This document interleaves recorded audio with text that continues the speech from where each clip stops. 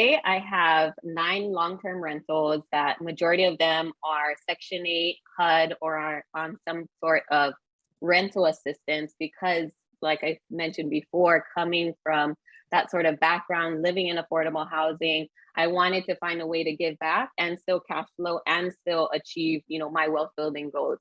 So initially, I was thinking it in terms of amount of properties, but now I know it really is amount of cash flow. So my goal is $20,000 a month.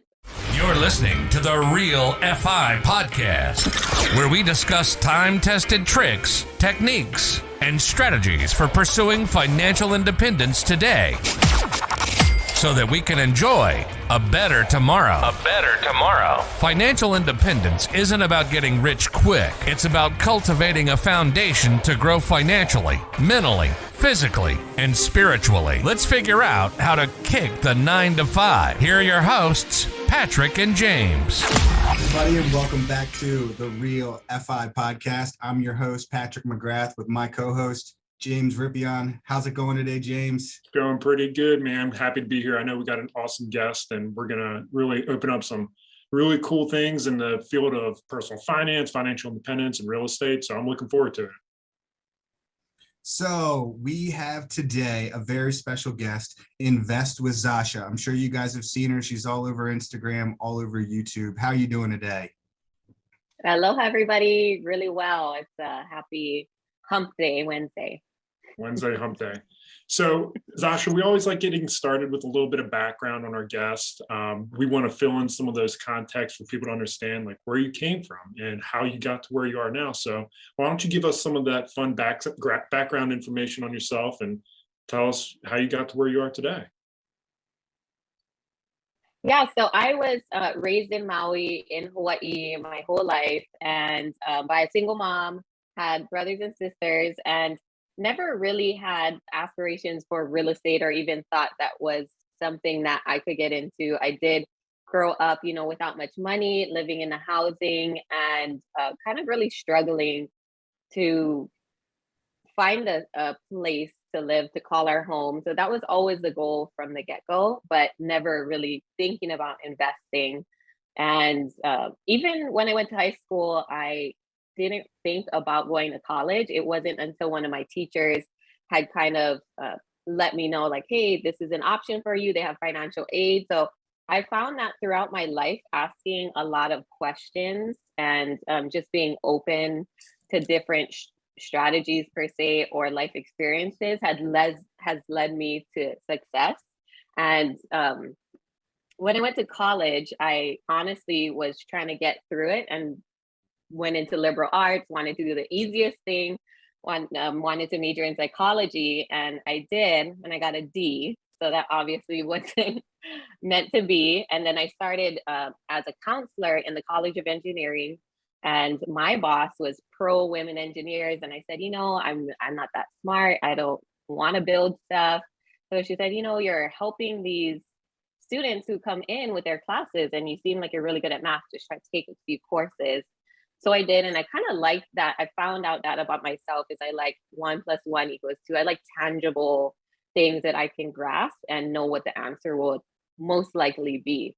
And then from there, graduated with my civil engineering degree because I knew to move back home to Maui in an expensive market, you either had to be a doctor, lawyer, or engineer. So, I picked the engineer route and moved home, worked as an engineer for 10 years, but I was working like 60 to 70-hour weeks. I have 2 kids and a husband. They weren't getting as much time from me as they needed, and I felt it, they felt it. And so I started looking for an alternate route to kind of offset some of my income. And the fact that my boss was going in on Sundays on top of Saturdays, so I started going in on Saturdays too, was like, whoa, that was where kind of the light bulb went off to like, okay, something's got to change because she's in here almost at 70, still working. And of course I don't think it was really my passion to be an engineer. However, I'm a really hard worker, and whenever I commit to something, I go all in. So from there, I just one day was like Googling like how to get, rich quick or something, something silly like that. And real estate ended up being the number one way that a lot of people were building their wealth. And so that's kind of how I started on the side investing while working my W-2 and now ended up here. So you said you went into college and developed this very logical mind, 1+1=2. And I think we all know engineers who, think like that, and they're very like straight to the point, like give me the facts, give me the data, give me the inputs, and I can tell you the output. You mentioned that you're married. Tell me a little bit about your husband. Does he think similarly, or does he have a different brain and mindset when it comes to analyzing things like that? Or how do you guys mesh together? For me, I'm very analytical. And for him, he's definitely a driver. So he is passionate about what he does. He owns a plumbing company and a business. He has 7 employees, a warehouse, and everything like that. So he definitely is a visionary in that aspect, and does think logically, but kind of takes action first and figures it out later, as to where I need a plan. I need to know something works before I step on that next stone. Right. I totally resonate with that. Both my wife and I like to call myself a recovering attorney. She's also an attorney. I'm probably more on the creative side, and she's also got the like 1+1=2, like the very straight, there's an answer to this, like we can figure it out, like that kind of mental path. So I think that's super interesting. Tell us a little bit about, getting out of your civil, you said civil engineer, correct? Your civil engineer career and leaving that and getting into real estate. Talk to us a little bit about that transition. Well, and everybody thinks that, the engineering part, because I was doing projects, it's similar to investing, but it's a totally different aspect. We did do like draw up plans for buildings, but in civil engineering, it's all the underground work. So it's not any architectural, it's not the outside of the building or the actual building itself. It has to do all with underground. So jumping into investing is something totally new, finding deals, finding money, putting together teams and stuff like that. I did have experience with project management through being an engineer. However, it's a totally different field. But for me, it was all about finding more flexibility and having more freedom to do, the things that I was passionate about, which I found out just talking to people, talking to sellers, talking to homeowners, finding out their situations, and actually just trying to help them rather than sitting behind a computer all day, designing stuff, which was nice. But I found that I really like that human interaction component of investing. That's fantastic. So tell us about how you got started, into real estate. So we have your background, we have all that. So what path did you decide to take to start investing in real estate? And, tell us about your first deal. Like, what did that look like? How did it come about? Break that down for us. So my first deal, I was looking at the MLS. I had actually connected with an agent who was also an investor and told them, hey, I wanted to start putting in bids on projects, but I don't even know what to look for. I started listening to Bigger Pockets, getting some info from the podcast and from the website, and just kind of taking action immediately. Even though I was working my W-2, I would come home at nighttime between, after the kids went to sleep at 9 p.m. till like 12 or 1 a.m., do research on what your first steps were. So for me, the most easiest part was to reach out to a realtor because I didn't have time. I had my W-2 and have them send me automatic alerts. And so when he started sending me stuff, I realized that the price point in Hawaii at that time, a medium home price was around 600,000. So I said, okay, if I buy my first deal and I mess up, like that's over $500,000 that I'm going to have to figure out. So I kind of went the smaller route and said, okay, let me start on a condo, because condos, you don't have to worry about the structural components, right? You just worry about inside, and the HOA kind of takes care of the outside elements. So I got a notification about a foreclosure property, walked that, and he had told me, like, who are you using for your lender? I'm like, I don't even know. I didn't even start that. I just got to find a deal, right? And so it's like, yes, but then also the financing comes next if you want to put in an offer. So it was really me just connecting with people and then finding out the next steps. And so I did that. And because I had my W-2, my husband owned his own business, we really had strong income. We qualified for a conventional loan.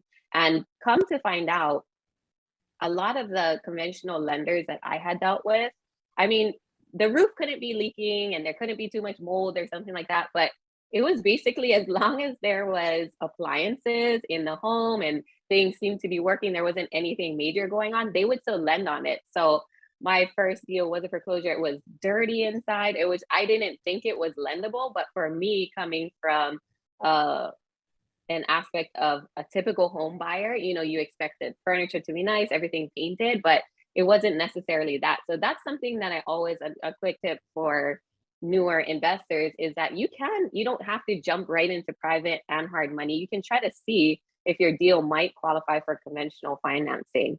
And so we got that deal at around 312, I believe, and it was a condo.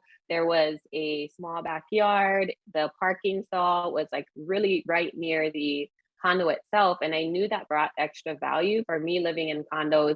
There is two parking stalls, not only one for a 2-bedroom. And typically there's only one parking stall. The yard, when I went and walked around the actual complex, once you cut down the yard, it looked out to a banana patch. So there I was like, dang, that's another like huge value add that I think a lot of people might not have seen because they didn't really, walk around. So that's another thing. If you are where you invest, you can find, little things like that that might be value adds to add to your ARV that could make the deal work as well. So we put about, I think, 35,000 into it, and then we sold it at 479. 45 days later. So it took us 30 days to renovate and then 15 days to sell to a cash buyer who was retiring from New York and wanted to move to Maui. And yeah, Wow, that was the deal. those numbers just sound incredible. You bought it 312, put, what do you say, 35, and sold in excess of $400,000. It sounds like your ideal first deal, and went great. I'm sure you had no problems that came up. I'm sure that everything went smoothly. I'm kind of joking here. Like, tell us about that rehab process on that first one. It's your first deal. You and your husband haven't done one of these before. Were you guys nervous doing this first deal? And what did you learn as you were, taking on that first project? So I think the biggest learning lessons was not to try to do everything ourselves. So we did hire out contractors for painting, demo, but I was going there on weekends and like, hey guys, what do you need me to do? Driving the dump truck to the dump, like unloading it, like just running to Lowe's on my lunch break, like delivering materials there because I wanted things to move quickly, right? So I just realized in the interim, me doing all those small tasks definitely wasn't the most efficient use of time. I could have been looking for the next deal. But I felt like it did help me build rapport with the contractors because that was my first deal, and letting them know like, hey, if we work together more, I mean, I will always be doing this, but at least, I'm like 1,000% on board to do whatever you guys needed. And then also one thing to be aware of with HOAs is that they definitely have timelines for you to begin and start work, where the contractors can park, what they can throw in the trash cans, the noise level, even that has to be kept down during the day. So it was a learning experience of dealing with HOAs. And even though you didn't have to worry about the structural components or the outside exterior, you still had to be aware of all these little rules that they have as well. That's such a great first deal. I mean, 130K, over what you've put in, minus the real estate fees, you're walking away with, 80 to 100 grand. I mean, that's a home run on your first one. So bravo to you. So take us now. What does Zasha's real estate, empire look like? How many houses are you flipping? Do you have any rentals? Are you doing any Airbnbs in lovely Hawaii? Like, break it down for us and tell us where you're at today. So today I have 9 long-term rentals that majority of them are Section 8 HUD or are on some sort of rental assistance because, like I mentioned before, coming from that sort of background, living in affordable housing. I wanted to find a way to give back and still cash flow and still achieve, my wealth building goals. So initially I was thinking it in terms of amount of properties, but now I know it really is amount of cash flow. So my goal is $20,000 a month net cash flow. And so and then I also, sorry, step back. I also have one Airbnb that I just bought the end of December. We renovated it. It is up and going now, and that cash flows about $2,000 a month net versus my long term, which probably it depends if I have some paid off and some that still have mortgages, but those net about 500 to 1,000 a month. So there is a huge difference that I'm learning in doing short term rentals, and I'm probably going to get started more concentrating on those because I can build up to my wealth passive income number, my financially free number sooner. So, I was going to say, let's dig into this long-term rental strategy that you have going on with the HUD and Section 8 and the assistance programs, because I think that in the market that you are operating, that would just off the cuff sound untenable and like a terrible investment idea because of how expensive things are. But you're over here making it work and crushing it. So why don't you talk to us a little bit about that strategy and kind of what it entails, and maybe get into some of the misconceptions that people have with making that work? So right now, and it all comes down to the numbers in the deal, right? So I bought a home for I want to say it was around 350, and it was already kind of set up into different units. And so I put it was a major rehab. I probably put about 150 into it, and knew that I could have 4 different rentals in it. And it's probably in, I would say, like a C class area for Maui, maybe a little bit C minus. And so I knew, okay, this would be a perfect for HUD. If I could get 4 people on HUD, I looked at what the standard payments were right now for each individual unit, calculated that. And it really worked. I think right now I probably net about $3,000 a month from that one property. And it's been pretty smooth, I would say.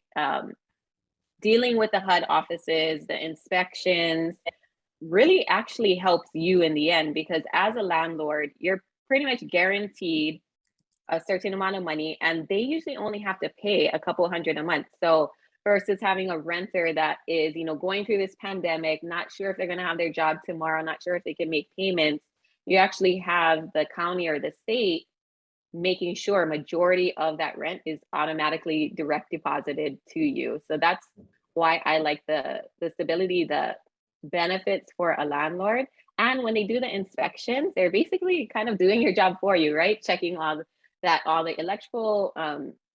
electrical components work, making sure there's no leaks, checking the windows, that everything's working properly, appliances. So they do that once a year, which we just had one, but it's kind of like a cross check for you as a landlord, and you vet them like anybody else, right? So they did background checks, credit checks, verified employment, and for a lot of them, the credit is one where I have some leeway, because I understand that not a lot of people know how to manage credit or even know what it is. When I married my husband, we were like 27 or 28, he had really bad credit. And I love you, honey, but I just gotta share this story. He never knew that he had like a repo on his credit report, because he was sending home money to his sister to pay for his car payment while he was in the military, and he had no idea about it until I married him. And I said, look, I got to check your credit and make sure that this is a win-win here. So just like your tenants are applying to your rentals, you made your husband apply for being a husband. I like yeah. So I think that's the biggest difference, that people think like, oh, they're gonna trash your house. Or one of the big misconceptions about Section 8 or HUD is that you're going to get really bad tenants, when in all honesty, when you meet them as well, you can what was that? Oh no, sorry, I was giving James the finger that I had a question. Oh, okay. But so sorry to cut you off there, but we're going to leave that in as we always do. But what I was going to say is that I think one of the things is it's really hard to get those vouchers and get approved. So once you actually get one and get a good place that you like, people really try to keep the voucher and keep the place that they have. So you get long-term tenants and you actually have long-term tenants, which is amazing. And especially because, like you said in the beginning of your story, with, you know, having to live in, you know, subsidized housing when you were younger, you know what I mean? And going through all that, to be able to give back and have that a part of your portfolio, I think is really huge. I mean, and the fact that you're making $3,000 a month, I mean, on 4 units, that's, you know, almost $750 a month per unit on, you know, HUD or Section 8. I mean, that's huge. So there's viable, you know, ways to be able to do that even in a C market. So, you know, I think that that's amazing. So Well, that's first of really all, exciting. I find it hard to believe that there's a C market anywhere in Hawaii. Like I'd like to compare that to where I'm at firsthand, maybe, but yeah, it is amazing. There's pretty incredible business structure they've got going on there. Yeah, that's wild. So let's jump into this Airbnb real quick, because you said like you got one in December. It's bringing in $2,000 a month. Tell us a little bit about it, how much you paid for it, because I know James and I have been wanting to get into Airbnbs. We have other guests with Airbnbs. The numbers sound amazing, but I still haven't got one yet because I haven't been able to find one. So tell us all about that, because I need some more energy coming my way to go spend some money. So that one was honestly, and this is the power of social media, right? I posted on my story in the beginning of December, because I just had a meeting with my tax accountant and she said, you need to buy more rentals. So I said, okay, I'm going to start looking for deals and really make this happen before the end of the year. I posted on my story, hey, anybody know of an Airbnb that's discounted, that the seller is in distress or wants to sell quickly, let me know. And agent had reached out and she said, hey, I have this place in Lahaina. They just did a price reduction from $375 to $355. It's for a studio condo in that area. And I said, okay, let me run some numbers, see what it looks like. We did a walkthrough and found that it was like kind of in original condition from like the 70s. And they had a long-term tenant in there, but you could do short-term rentals as well as zone for that. And after doing the walkthrough, I said, okay, this is going to take a lot more renovation than I expected. And it's farther, it's probably like an hour away from where I live. So I knew on that, the island is kind of sectioned right in different cities. And so the further away it is from town, the harder it is to find workers, find cleaners, find handymen. So taking that all into consideration, I said, well, maybe I could offer her 300 and see what she says. She came back at 310. I said, sold. And and we put about 30,000 into the renovation, and right now I could list it at around 450.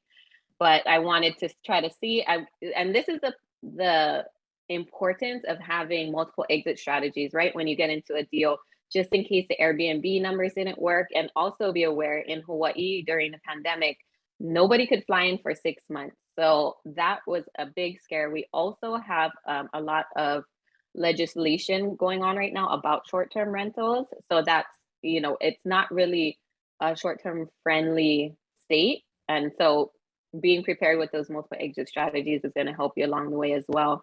But started off, hired a property manager, and I was like, hey, you know, I'm looking at comps at Airbnb and looking like, you know, only rent for like $149 a night. And we are currently getting around $250, $260 a night. So a lot higher than we expected. And I think that's super important for people to kind of pick up on, is knowing how your jurisdiction treats short-term rentals, because they're not all the same. You can't just go into any city or area and just expect that, you know, the short-term rental laws in one place that you're familiar with are going to apply elsewhere. And it's very interesting for you to be kind of thinking through that and kind of appreciating that things could change. So, you know, a lot of the people that I've talked to who are doing short-term rentals are going very aggressively into it. Like that's, you know, they see the cash flow, the appreciation, and they're going more or less all in. And they're getting rid of like some of their other long-term rentals and they're pivoting towards short-term rentals.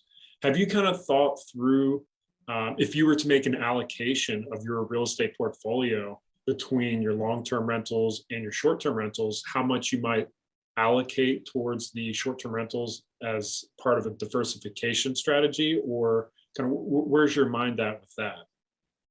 Yeah, so moving forward, I already started looking into other markets that have, you know, stronger Airbnb kind of numbers and less regulations, like Big Bear, Joshua Tree, places like that, to where I wouldn't have to really worry too much. So moving forward, to diversify, I do want to get more short-term rentals. I do want to do more syndications.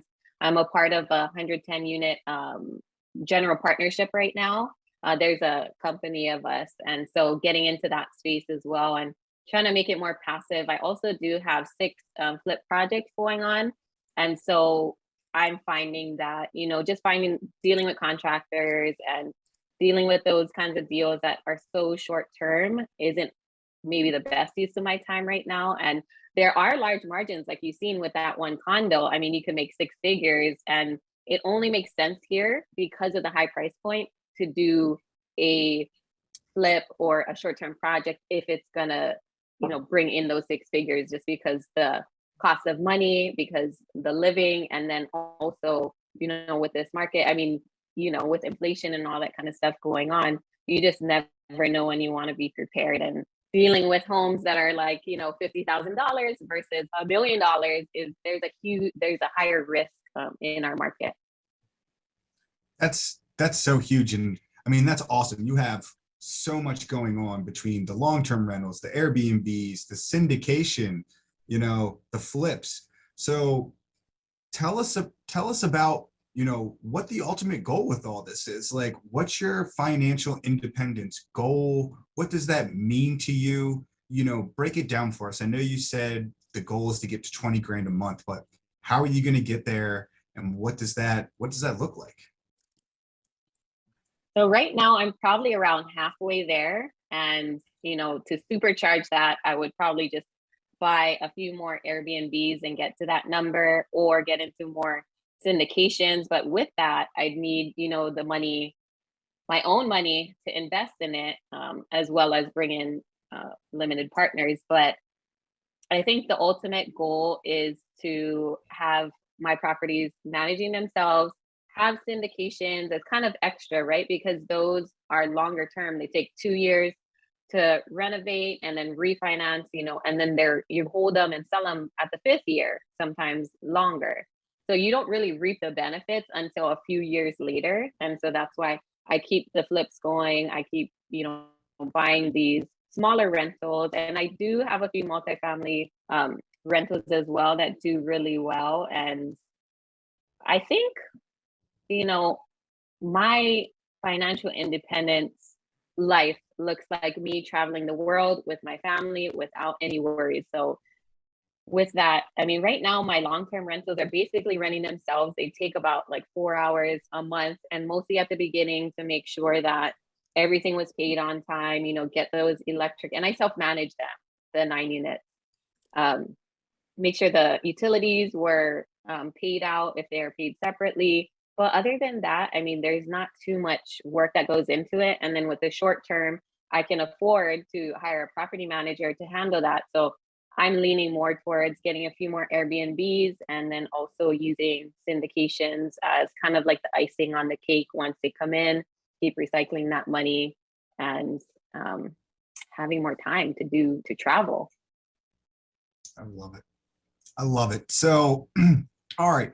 So now break us down to what obstacles you feel like, you know, are going to stop you from achieving that goal. Like, what do you see as something that's going to, you know, maybe hinder you, whether it's the current economic climate, whether, you know, it's the limited availability of housing, you know, your time, like break it down for us and tell us, you know, what do you think stopping you from getting there and how you're going to blow past that?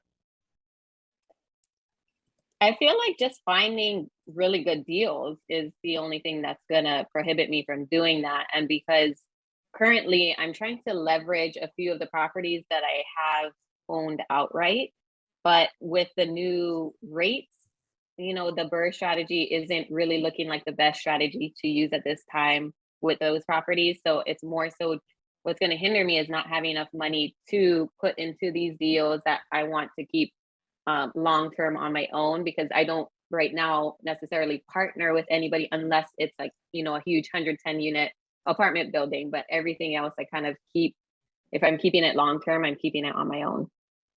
Yeah, and I think that's an important thing to, you know, appreciate is, you know, and just to put this into context for when this airs, I think mortgage rates on the 30-year fixed is, what is it, Patrick, around high fours right now?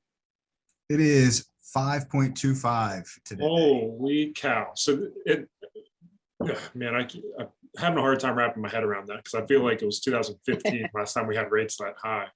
But yeah, I mean, these things really do affect what you can do and how you can position yourself as an investor. And I was talking to somebody the other day, and I heard this word of mouth. I didn't run the numbers myself, but when you compare what you could buy at the lows of what mortgage rates were at like 2.2 and some change compared to 5 and change now, it's almost like a 30% difference in the purchase price of what you, maybe a little bit less, maybe about 25%, but it's a significant difference between what you can purchase and the difference. So when you're looking at all your properties that you have, especially if you have high equity position, it's a difficult decision to make. Like, do I take out these fixed rate loans at a higher interest rate, or kind of hold off and see what happens?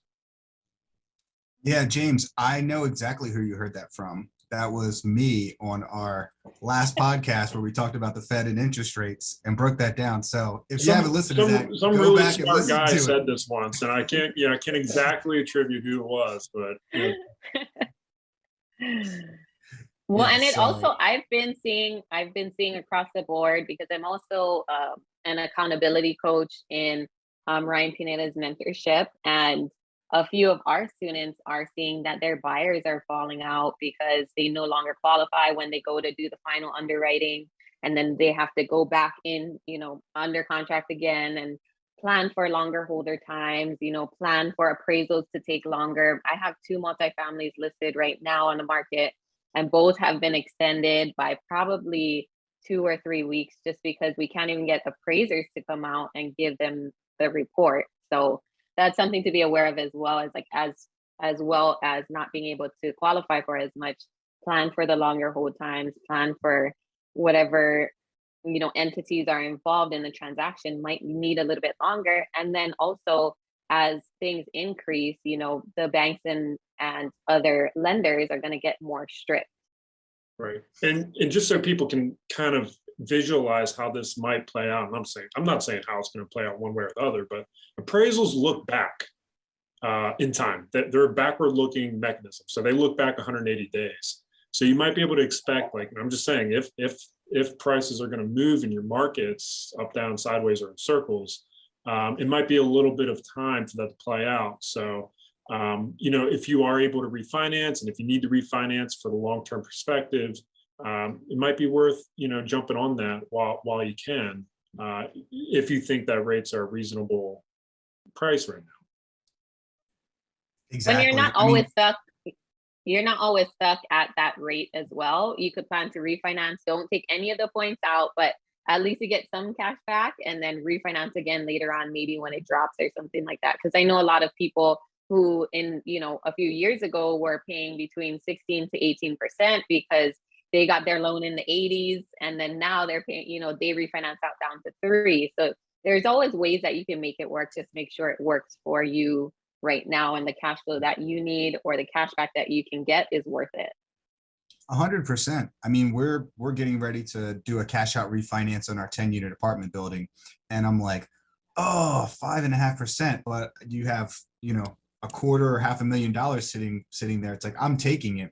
But Yeah. my wife and I, we just took out a home equity line of credit on our house that's locked in for 5 years because I want to have that cash readily available if and when things do become a buying opportunity.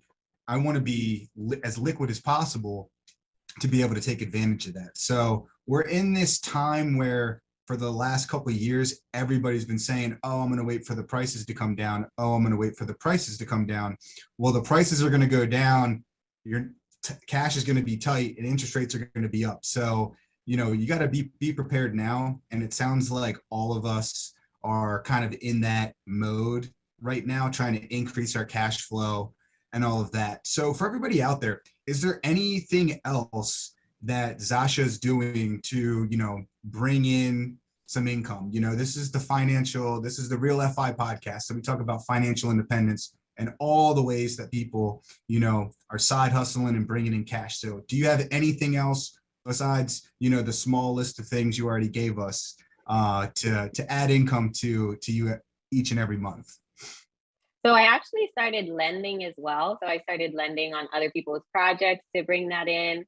And then also content creation. I've been really focusing on that, not only for the networking aspect of it, of people bringing you deals and money, but also the ways that you can get paid towards, affiliate programs or making your own courses. So those are some things that I'm thinking about kind of doing in the interim, just to get other streams of income. And it's kind of like they say, it's not like you set it and forget it, but if you make a course one time or, one sort of guide that will help somebody and throw it up online and they can just pay for it or buy it whenever they want, then it's a free stream of income that you don't really have to think about in the long term and, trade your time for money. So those are some things that I've been concentrating on and then also applying.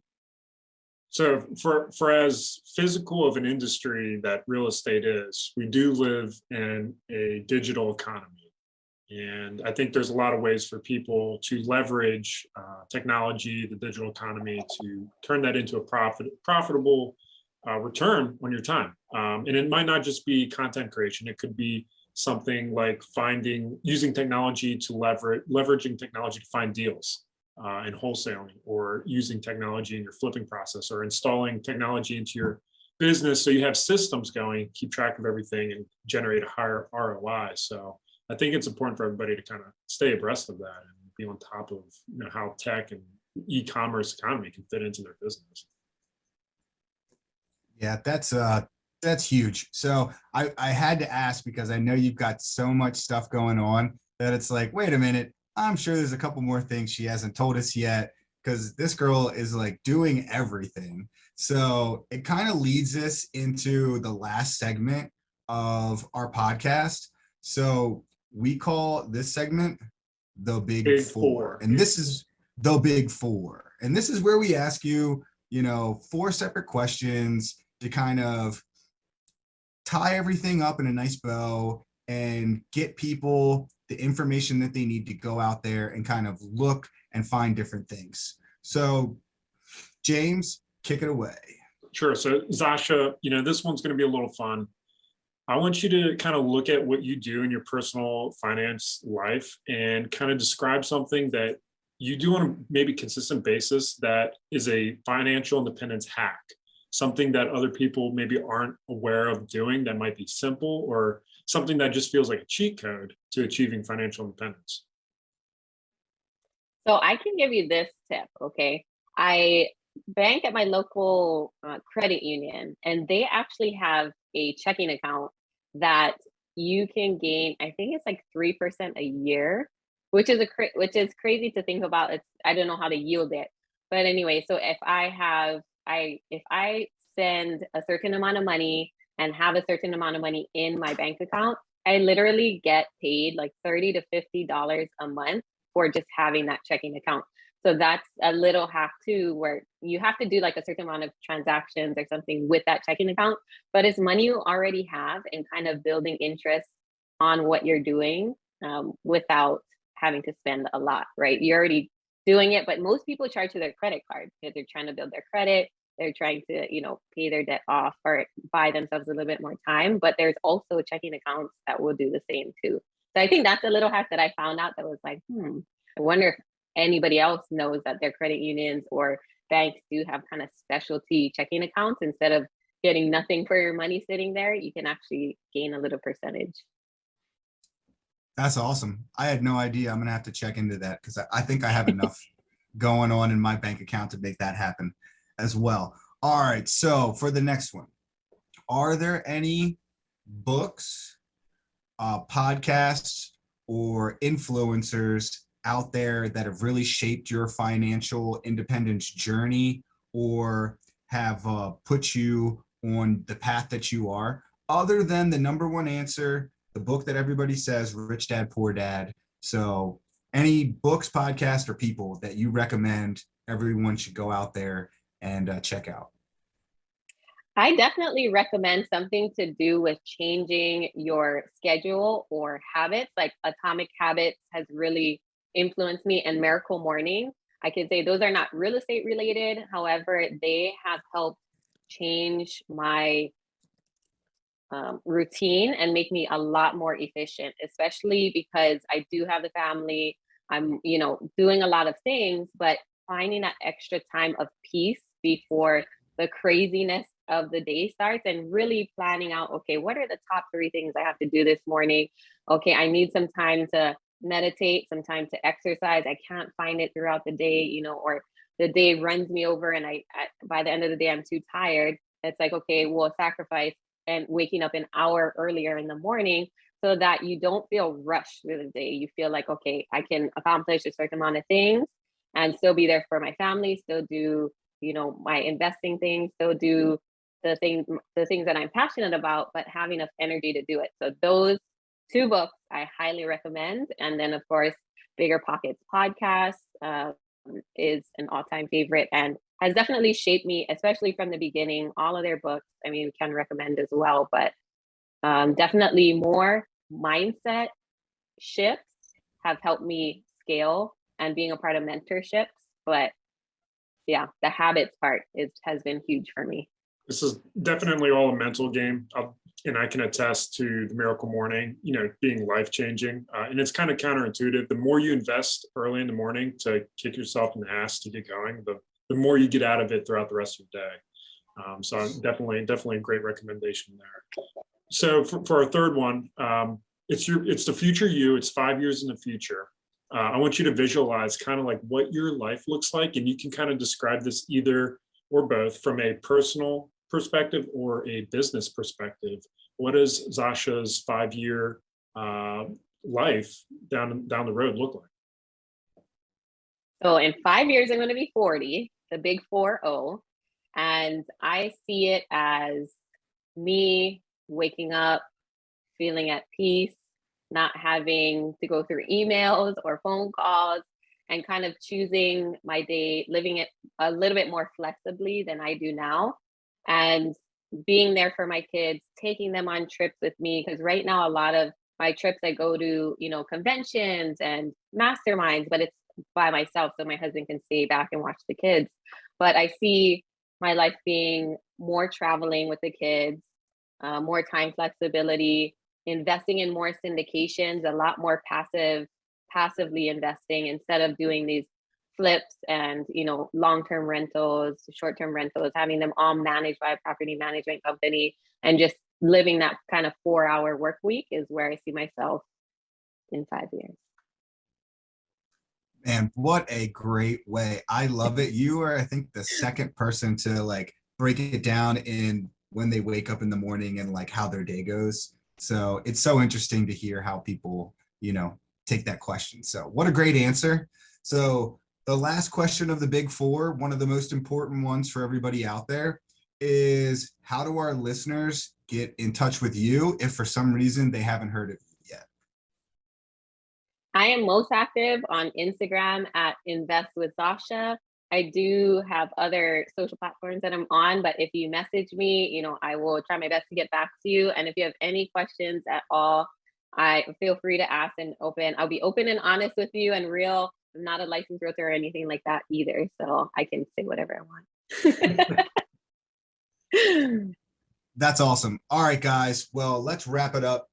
James, Zasha, it's been great. For everybody out there, make sure to give us a follow. Apple, Spotify, YouTube, Amazon, Google, all those other ones. Leave a review if you like this, if you hated it. We want to know. And don't forget to send James an email at info@therealfi.com. Thanks a lot, guys. See you guys. Mahalo. Thank you for listening to the Real FI podcast, where you learn from the investors that have lived the hard lessons for you. To connect with us during your pursuit of financial independence, be sure to join our community by following us on Instagram or emailing us at info@therealfi.com. If this content made you financially, mentally, physically, or spiritually richer, please make sure to leave us a positive review on your preferred content platform. Cheers to kicking the 9 to 5.